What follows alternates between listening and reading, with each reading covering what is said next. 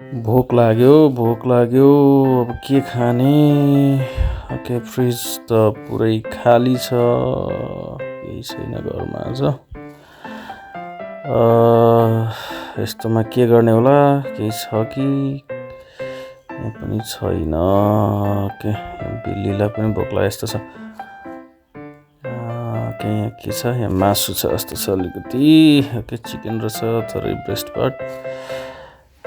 यहाँ कुकरमा अलिकति खाना छ जस्तो छ बेलुकाको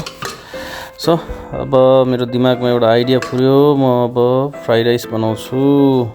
ल सुरु गरौँ त अब मासु काट्नु पर्यो पहिलेबाट अनि त्यसपछि यसलाई म क्युब सेपमा काट्छु अनि सानो सानो पारेर काट्छु त्यसपछि अरू हामीलाई यसलाई चाहिने कुराहरू अब यहाँ तयार गर्दैछु यो चाहिँ हामीलाई अब यसको लागि के चाहिन्छ भने प्याज चाहिन्छ लसुन चाहिन्छ टमाटर अदुवा यसलाई राम्रोसँग सफा गरेर यसलाई हामी काट्यौँ अब हामीलाई चाहियो फ्राई प्यान अनि अब राम्रोसँग यसलाई चाहिँ अब हामी आगोमा बसाल्ने छौँ र मजाले पकाउने छौँ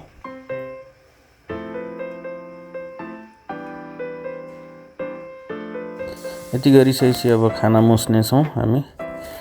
अनि यसलाई राम्रोसँग मुसेर अब यता मासुलाई मजाले हामी फ्राई गर्छौँ अब एकछिन अब चलाउनको लागि अस्त्र छ अनि मजाले यसलाई हामी चलाउने छौँ लगभग करिब 5 देखि 10 मिनट पकाउने छौँ हल्का बेसार अनि त्यसपछि हल्का नुन यसलाई राम्रोसँग मिक्सअप गरेर हामी एकछिन छोडिदिन्छौँ नुन पछि हाल्दा नि हुन्छ तर सुरुमा हाल्यो भने यसको भित्रसम्म स्वाद जान्छ है अब अलिकति स्टोरमा हामी एक्स्ट्रा यसलाई के एड गर्न सक्छौँ स्टोरबाट निकाल्नेछौँ काजु र किसमिस त्यसपछि हामीलाई अमलेट पनि चाहिन्छ यससँगै अमलेट पनि बनाउने छौँ अनि यो लगभग पाकिसकेको छ यसमा अब हामीले अघि काटेर राखेको प्याज लसुनहरू हामी हाल्नेछौँ अनि यसलाई मजाले फेरि अझै 4-5 मिनट हामी यसलाई रातो हुन्छ हामी पकाउने छौँ अनि यसमा थोरै हामी 12 मसला एड गर्नेछौँ हल्का मात्रै र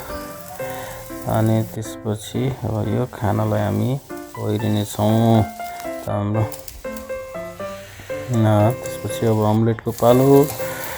अनि यो पनि लगभग तयार भइसक्यो अब अमलेट पनि बन्दैछ हामीसँग अनि 2टा अमलेट तयार भइसकेको छ 2 जनाको लागि खाना पनि लगभग यता तयार भइसक्यो अब यो सकियो लगभग हामीलाई बन्द गर्नेछौँ र पस्किनेछौँ भोक लागिसकेको छ यसको मिठो बास्ना आइरहेछ हामी यसलाई अब मजाले बसेर खानेछौँ तपाईहरु पनि यसरी नै घरमा बनाएर खान सक्नुहुन्छ।